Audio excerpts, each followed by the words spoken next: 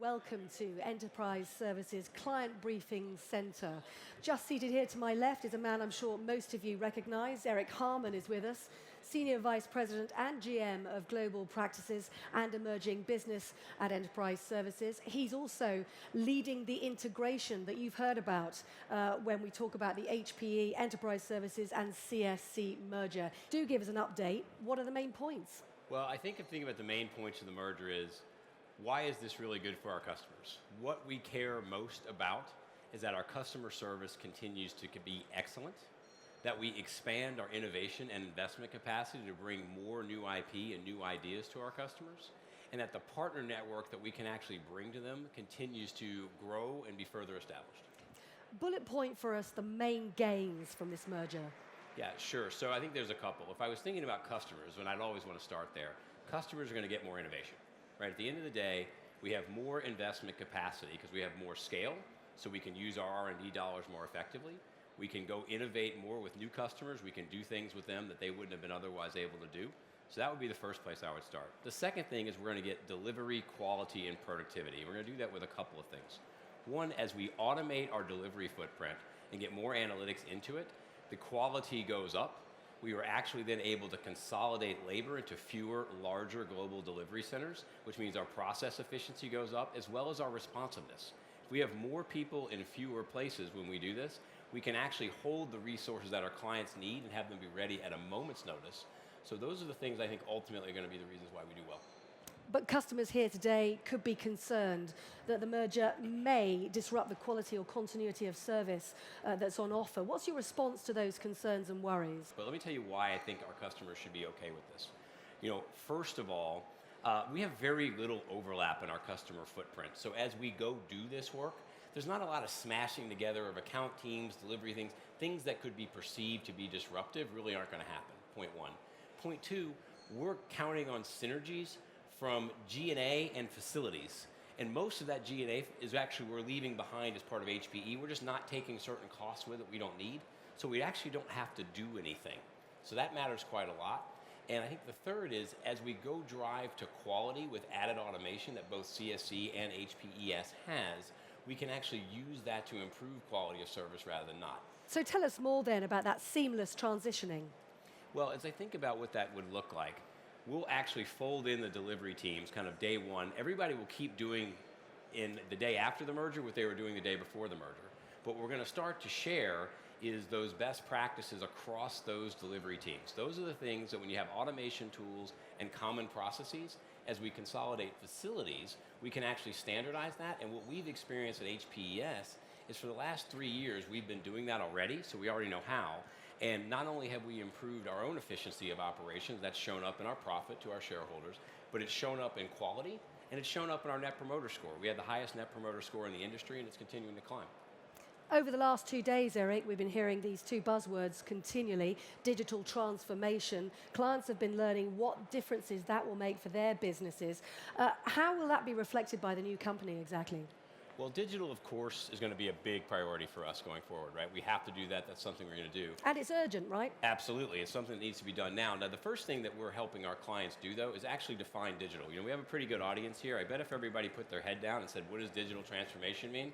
I bet we get as different many answers as we had people. So we're trying to help frame what that looks like for our clients and things that are relevant. And we tend to think of it in a few buckets. You're either innovating on the business model, you're actually innovating the business process, something that's underneath it, you're changing the customer experience, or there's a very specific technology that you're enabling.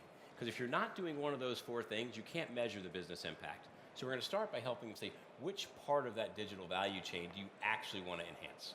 And then after we do that, we're going to start focusing industry by industry on where those value creations can happen. So when I think about it for us, we have 2 kinds of industries. Some where we have what I'd call software IP that underlines transaction processes. So in our insurance, our medical claims, our transportation business, we own lots of that IP.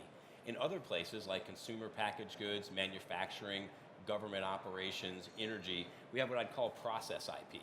And it's all about your combined portfolio, really, and bringing the expertise to one place. Absolutely. Since it was announced, one of the things we really started to look at is where is our portfolio complementary?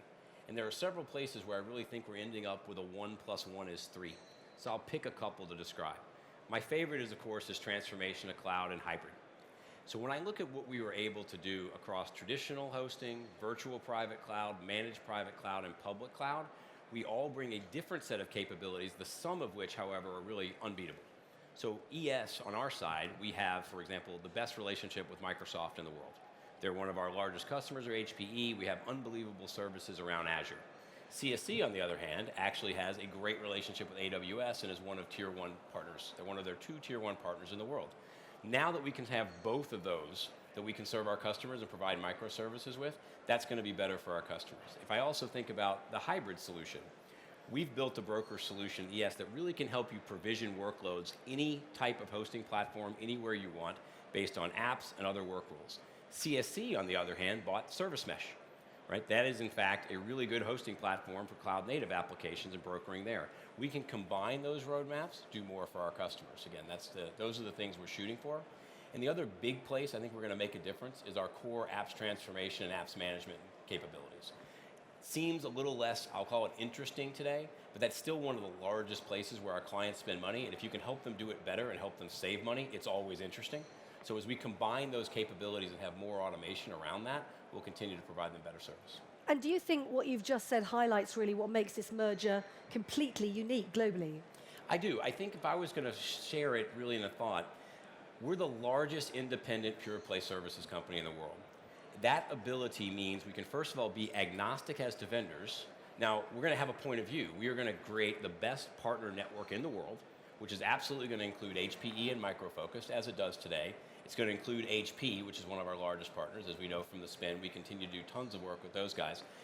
As we build that independent relationship, we can now be the largest channel for those technology partners, which means they're going to want to invest with us. We will continue to want to test with us and our clients, which means our clients get the very first and the very latest and the very best. And then we can continue to drive that as innovation happens in the market by continuing to pick the best ones. When you lead this integration in terms of a global response and regional response, what are the 2 things you have to play into there?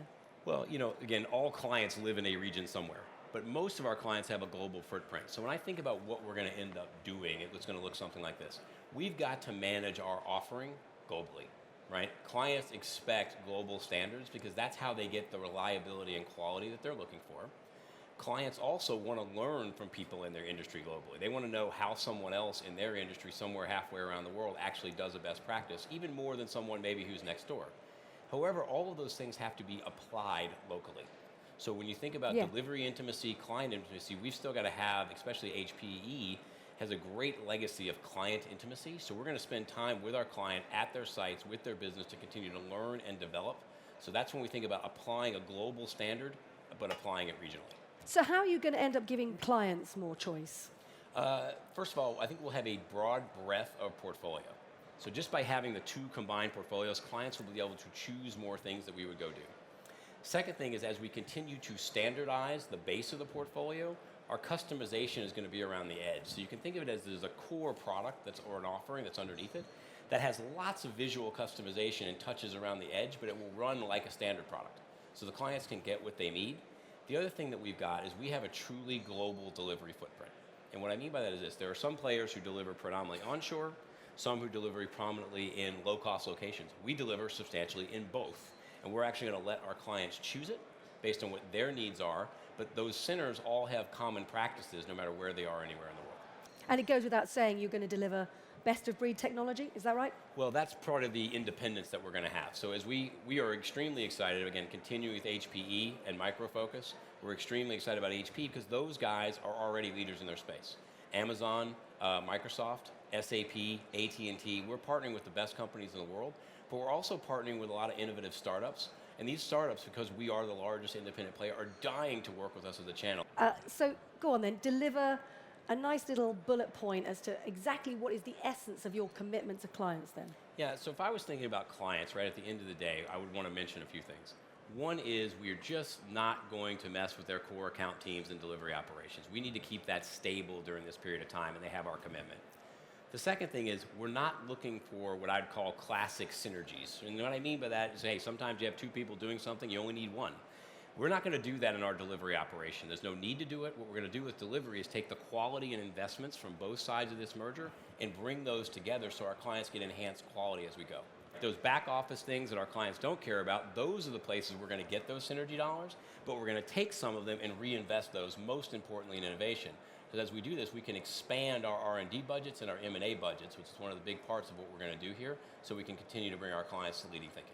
And is it right to say that you'll be completely driven by business outcomes and you'll organically develop your responses as you go along? Well, if our clients can't measure what we do for them in terms of an outcome, then it's never going to work, right? Ultimately, they have to prove it, because no one today, the CIO has an increasingly difficult challenge of they get productivity every year, but they're expected to innovate every year, and they're going to have to prove it. So if we can't prove it with them and we can't be their partner, we're not going to be relevant to them going forward. So tell us more about what you hope then, in terms of the next few months and the year ahead. What do you hope to have ticked off? Well, if I think about the next few months, we've of course got to get this thing done. Now the good news is at HP, we're quite experienced at doing these spin-offs. We did our own.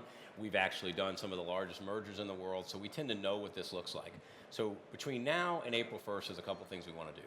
First, continue to focus on our customers. We've actually kept our integration teams relatively small, and many of our teams are actually, I hate to say it, don't worry about it at all. We've told them not to, because you focus on your customer, you're going to be fine. Right? That's job one. Job two, we're doing a lot of pre-planning. So we want to hit the ground running the day the deal gets announced. We don't want to close. We don't want to actually start then. So there's a bunch of work that we can do today to align our portfolio, align our delivery, that's consistent with all the rules and regulations we have to follow during this period of time. So we're doing that work now.